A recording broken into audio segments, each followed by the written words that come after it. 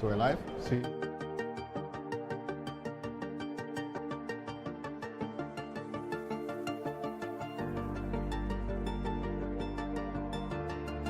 From the beginning, SANS has been a mission-driven organization. We want to make the world a safer place. At SANS, we've always had this focus on empowering cybersecurity professionals with the real-world, practical skills they need. Our courses, certifications, cyber ranges, college, scholarship programs, community resources, they all maintain the highest standards in the cybersecurity training and certification community.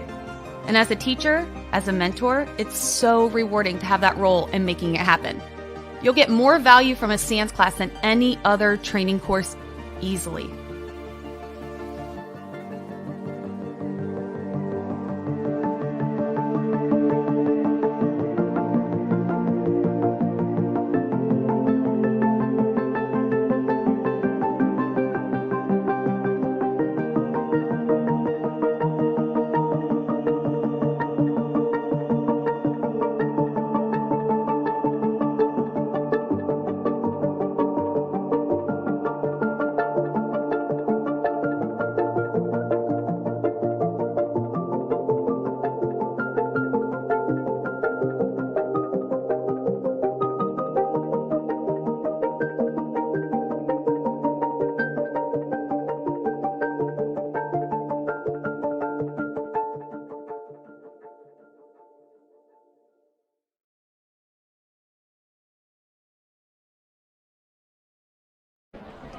Hello and welcome to day 2 at the RSA Conference. My name is Stephen A. Hart.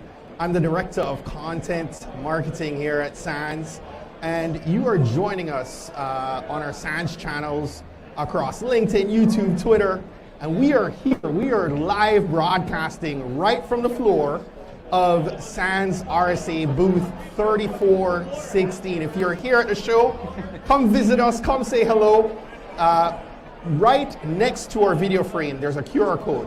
If you're not at the show, I invite you to scan the QR code or go ahead and click the link in the comment section and you'll be brought to our landing page showing you the schedule of all our talks this week. We're going to have close to a dozen different talks with different dynamic voices in our community. And so please go ahead and set a reminder if there's a talk you want to check out later this week. Go ahead and set a reminder and you'll get a notification when that live comes up. That said, I want to introduce our very first guest for today. We're doing probably about 5 of these conversations today, but Jamie Williams is Principal Adversary Emulation Engineer at MITRE. He works on various exciting efforts involving security operations and research and specializes in adversary emulation and behavior-based detections. He also leads teams that help shape and deliver the adversary touch within MITRE ATT&CK and attack evaluations. Jamie, welcome. Thanks for being here, man. Thanks for having me, and thanks for reading all that. I know it was a mouthful. So listen, you are no stranger to the SANS community. You were a guest on the Blueprint podcast. Shameless plug. Blueprint podcast season 3 goes live at SANSfire this July. So make sure you're subscribed. And check out Jamie's interview with John Howard on Blueprint. We had a blast. Right? Loved it. And you've also been a speaker at our summit before. Yes, many, yeah. So you're no stranger to SANS. But for those who are probably checking us out across social, tell us a little bit about who you are and what you do. Okay, yeah, great. So background started in network administration and IT. Saw that little security bug and I was like, this might be a good transition for me. So thankfully, throughout my entire career, had a lot of great mentors that were willing to, show me the ropes, teach me things.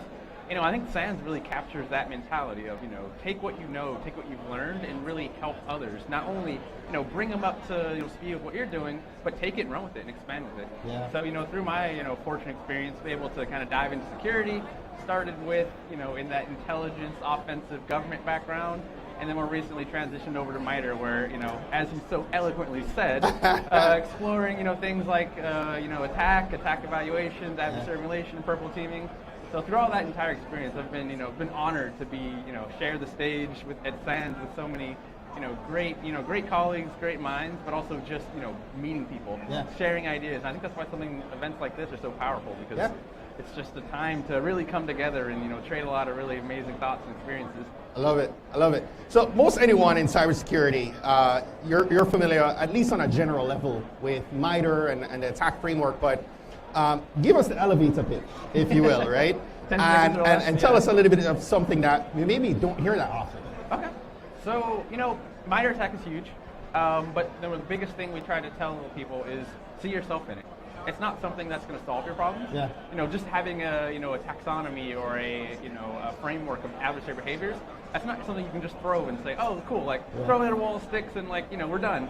It's really something that it's going to put in your back pocket, and whatever you're doing, whether you're technical, whether you're in procurement, you're in management, decision making, whoever you are, attack is really going to be that language that helps you get to where you need to be and help contextualize and really tell that story.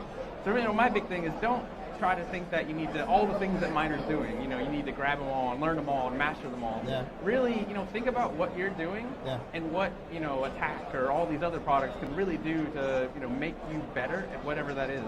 I love it. I love it. And listen, if you're connecting with us, I'm seeing a LinkedIn user here connecting with us from Munich. I'm seeing Emily saying she loves the plug for Blueprint Podcast. We have Michelle from Chicago. If you're tuning in right now, tell us in the comments where you're connecting with us from. Drop your location. And if you have any questions for Janie, drop them there as well. We love engagement in these live stream chats. So any little known facts about your company or the framework that might be interesting for our audience to learn? Oh, wow. So behind the scenes, I like to think of attack as like Santa's workshop. Yeah. We just got a really small team. People always think MITRE Corporation, it sounds so big. Massive. And government. Yeah. It's really just a bunch of really passionate researchers, and we're not really, honestly, we looked across the board. A lot of people think we're these super technical computer engineers and computer scientists. A lot of our team come with diverse backgrounds, and that's really what it takes to not only produce something like attack, but generally, make great strides in this space. Is, that diversity of perspective, diversity of experiences. We have some people that have been doing this for years and decades, some people that are, it might have been the first project they've ever been on. And they're all making really great contributions that, together swirl together into this magical thing that, comes out on the other side as attack or, all these other products. So definitely, curious to meet folks. Hi from Romania. That's Romania, awesome. But, we have Elton, Maryland, Raleigh, New York, Northern Virginia, Canada, Georgia. Loving it. But yeah, whoever you are, whatever background, whatever interest you're in, there's definitely a space for you. So don't feel shy about kind of expressing your interest, but also sharing your opinion and just seeing where it goes. Yeah. So you touched on diversity, and I can't help but ask, right? Yeah. You're a brother in cybersecurity. What's your advice to other young, up-and-coming cyber professionals who are, looking to cyber and saying, hey, how do I fit in? I mean, you're a black man in cybersecurity, and you show up authentically. Much appreciated, yeah. Which I love. I think the biggest advice I can give is shake hands. Yeah. Meet people. Everyone always likes to think of, when people reach a certain status, they've been at so many SANS conferences, they've taken the stage so many times, they're more of an idol or an idea, a figure, versus they're people. Yes. They have interests, they have passions. And you get to really connect with those people, and that's, like I was saying before, one of the biggest, wins in my career has been not what I was able to do, but what I've been able to learn from those mentors in terms of, them showing me the ropes, showing me decades and decades of lessons learned, so that I didn't have to experience that, but also I could pick up where they left off and say, this person taught me all these great things, and the next step they would have done is this, or from what I've seen, this would be my next step. Right. So really, it's not necessarily something you need to do alone. It's really taking, thinking about where do you want to be, who do you admire, who do you respect, who kind of lives by the creed that you like, and how can we work together to advance, for the better good. Absolutely. I love that, man. I'm a visual talker, sorry. I get it, man. I'm just like that. So listen, we often hear industry professionals talk about how much the MITRE ATT&CK Framework has transformed cybersecurity, right?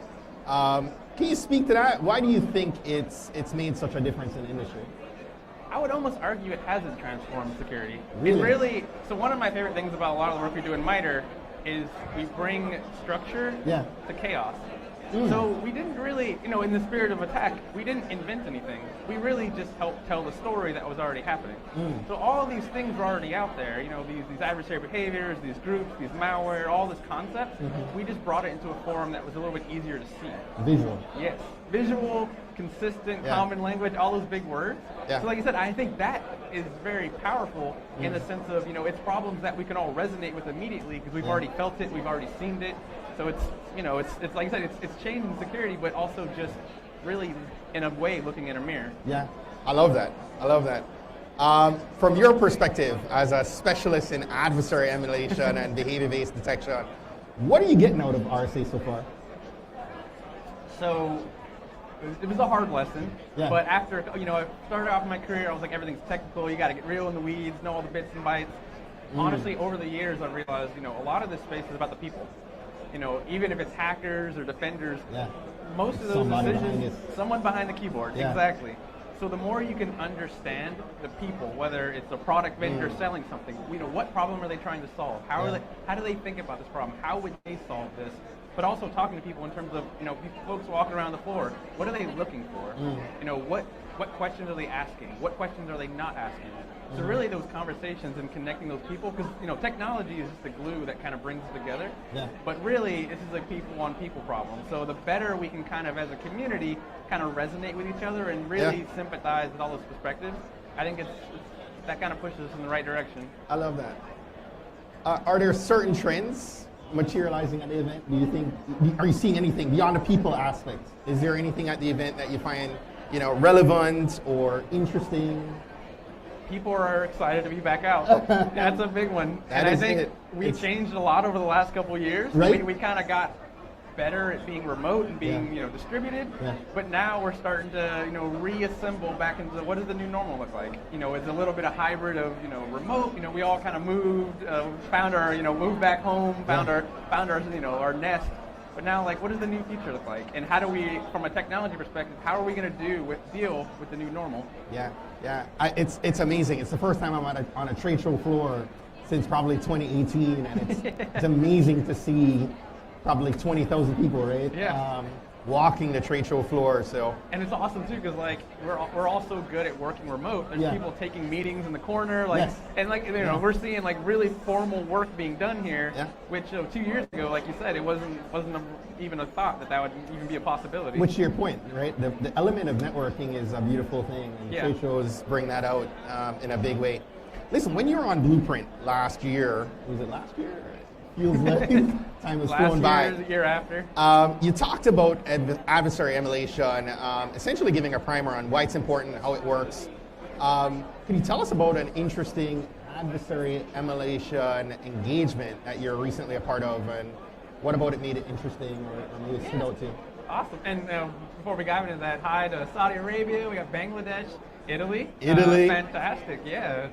And Michael says he loves what you're seeing. Bangladesh, lots of Raleigh, North Carolina, New York, attack team Northern rocks. Virginia, Canada, Georgia. I don't know if that's a state or the country, but either way, nice to see you. But yeah, one of the big ones we recently did was focused on data encrypted for impact. So things like ransomware and those destructive attacks. Yeah. And really, one of the big premises we wanted to challenge was exactly with the general consensus of adversary emulation. What are we going to do about this? Yeah. What is this, everyone talks about ransomware and such a big threat, but there's victims who know how it feels, and the rest of the world, can we share that experience? Is there lessons learned that I don't necessarily have to live through that experience to kind of feel and get those lessons learned? So we went into it. It was interesting, a lot of sensitive development, a lot of research, but at the end I think we learned a lot of things in terms of, what does it really look like and what does it really feel like? And I think I can plug the site if you want, but definitely feel free. Yeah, check out attack evals. At MITRE Ingenuity, a lot of really great insights into a problem that I think we all share. Because that's ransomware was a big one for us, because as we pick those adversaries, there's some that target certain sectors, there's some that target certain goals. I think ransomware is one of those almost universal, threats where, whether you're a bank, a small company, a hospital, a school, SANS, MITRE, we probably have the same folks trying to get after us. So, it's something that we can definitely collectively try to try to make that not a reality anymore. Yeah. Well, listen, that's our time for today. Jamie, thank you so much for rocking with us. Listen, for those tuning in live, I want to encourage you once again to scan the QR code to be taken to our schedule, or there's a link in the comments. Go ahead and tap that and look at the schedule of our live broadcast over the course of this week. We're going live just about every hour, it feels like today. So definitely tune in, check out the schedule. If there's a talk that you want to see, go ahead and set a reminder on that page so you can be notified when we are going live. But thank you so much for joining us. Thanks for watching. Jamie, thanks again, man. Appreciate you. Thanks for having me.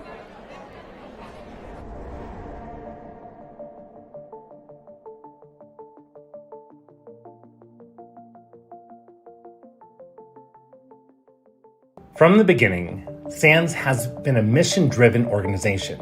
We want to make the world a safer place. That's one of the reasons why so many incredibly talented, highly respected security experts have wound up teaching here. The instructors you find in the classroom are not only renowned security practitioners, but they also excel in mentoring. At SANS, we've always had this focus on empowering cybersecurity professionals with the real-world, practical skills they need, not just to evolve and grow in their careers, but ultimately develop expertise that's going to help change the world. It's made me more excited about being in cybersecurity just because there is so much going on. And so, getting connected and understanding, just kind of, what's new and what's out there, that's what SANS brings, and that's awesome. Our courses, certifications, cyber ranges, college, scholarship programs, community resources, they all maintain the highest standards in the cybersecurity training and certification community. At SANS, you're surrounded by a network of cybersecurity experts who help you learn. We want to help you solve a problem and teach you the skills to solve your future problems. And we're really proud of the community we've created, which has practitioners from around the globe coming together to share knowledge to stay at the cutting edge of adversary tactics and defense techniques. If you're considering taking your first SANS course, just do it. I don't know how else to say it other than just do it. I was super nervous when I took my first. I did not know what to expect. But when you come here, it doesn't matter what level you are, from beginner to intermediate to advanced to expert. I'm going to say you're going to pick up on something from either the instructors or the students, because the level of expertise and the level of education that you get here, you cannot get anywhere else. SANS students are learning the skills they need to change the world. To make the world a safer place. And as a teacher, as a mentor, it's so rewarding to have that role in making it happen. You'll get more value from a SANS class than any other training course easily.